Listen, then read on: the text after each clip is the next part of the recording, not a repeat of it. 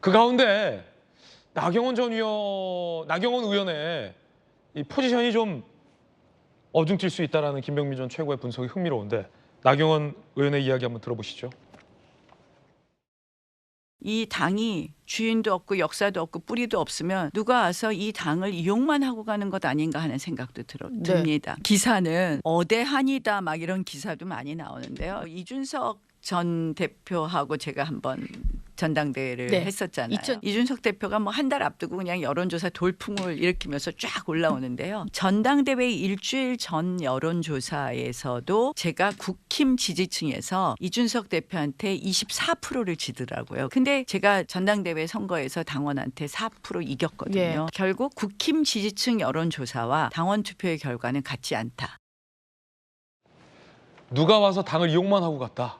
많은 언론은 나경원 의원이 이준석 전 대표 얘기를 하는 거지만 사실 한 전 위원장을 비판한 것 아니냐라고도 해석하고 있고요. 정혁진 변호사님. 네네. 그런데 한 가지 변수가 있어요. 우리가 놓쳐서는 안 되는. 조금 전 돌직구가 실시간 뉴스로 보도해드렸던 유승민 전 의원의 불참.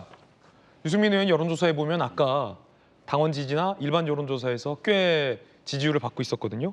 9% 당원 사이드에서. 그러면 유승민을 지지했던 9에서 10% 당원이 과연 친윤을 지지할 리는 없고 그렇다면 그게 한전 위원장 쪽으로 갈 가능성이 상당히 크다라는 게 하나의 변수라는 거죠. 유승민 전 의원의 기부업이 포기가 한전 위원장에게는 오히려 득표가 될 수 있다, 포인트가 될 수 있다라는 거고 나경원 의원의 이 존재가 어찌 보면 원희룡 전 의원의 표를 분할할 수도 있다. 그래서 원나 동시 출마가 1차 투표 때 원희룡 후보에게 유리하지만은 않을 수도 있다라는 거죠.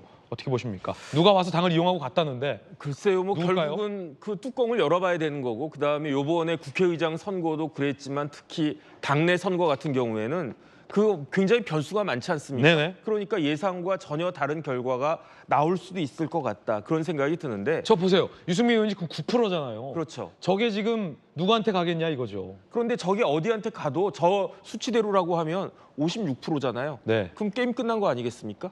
제가 봤을 때 56% 나머지 44%가 일치 단결해도 그래도 56%가 이기는 거니까.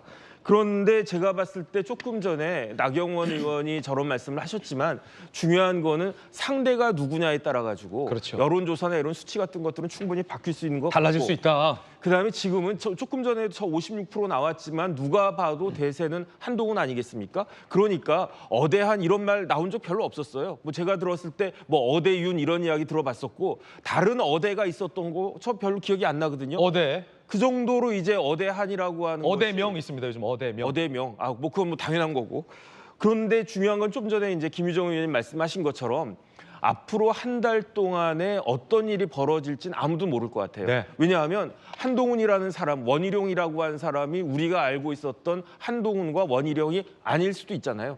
그렇게 되면은 이거 또 무슨 말입니까? 우리가 알고 있었던 원희룡과 한동훈이 아닐 수도 있다. 사람은 모르는 것이니까. 네. 그러니까 그 한 달 동안에 어떤 일이 벌어질지는 아무도 모른다. 일단은 그런 생각이 드는데 그런데 마지막으로 그 나경원 의원님이 하신 말씀 중에 제가 공감을 못한 게 뭐냐면은 한동훈 비대위원장을 겨냥한 듯 하면서 뭐 당에 들어와 가지고 뿌리 어쩌고저쩌고 그렇게 말씀을 갖다가 하시고 네네. 그다음에 결정적으로 우리 당을 뭐 이용만 하려고 한다 이런 말씀을 갖다가 하셨는데 당을 이용하는 사람.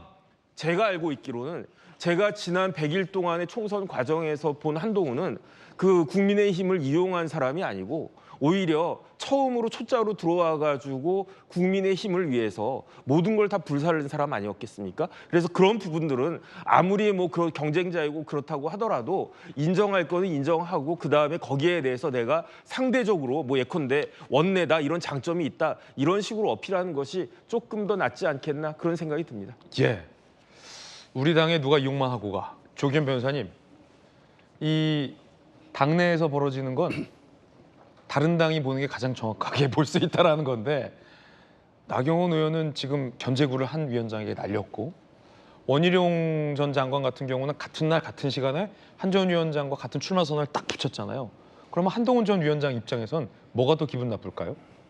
나경원 의원의 우리 당만 이용하고 갔다라는 비판 혹은 원희룡 전 장관이 같은 날 같은 시간 같은 장소 1시간 텀으로 잡은 것. 이 둘 중에 이 원희룡 전 장관이 출마 의사를 밝힌 이후부터는 한동훈 전 위원장은 나경원 의원을 크게 많이 생각 안 할 것 같은데. 아 그렇군요. 예. 냉엄한 현실이다 그게. 예, 그렇습니다. 이게 어쨌든 한 지난 10일간의 국면을 보면 한동훈 위원장의 대세론이 계속 유지되고 있었고 나경원 의원이 친윤과 어떻게 관계를 설정할까 이게 관심사였잖아요. 그렇군요.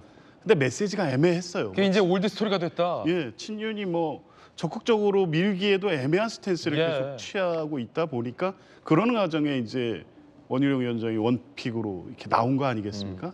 이제 큰 변수로 보지 않을 가능성이 높아요. 이제 그렇게 되면 사실은 나경원 의원으로서는 출마 여부 자체를 지금 고민하는 단계로 가지 않을까 싶습니다. 아 그래요? 예, 쫓아가서 이제 3위가 되기 위한 경쟁을 하는 건 아무 의미도 오. 없고 과거 전당대회 때 뭐 그 인위적으로 사실 눌러 앉혀지기는 했지만 본인이 그럴 때도 사실 정치인이라면 또 뭐 차세대 리더로서의 생각, 정치적 입지를 생각한다면 그때 치고 나가는 이런 결기도 한번 보여줬어야 되는데 네. 눌러 앉히면 그냥 앉혀지는 분인데 구도상 잘 싸워봐야 3위 경쟁하게 된 이 판에 끼기가 쉽지 않을 것 같아요. 유승민도 빠졌는데 안철수도 빠지고. 예, 그러니까 그게 뭐 결선까지 가서 본인에게 어떤 친윤의 이 구심으로 모아지는 예. 힘이 있다면 모를까 오히려 이제 그게 완전히 빠져버린 상황에서는 그럼 나경원 의원이 드랍할 수도 있다.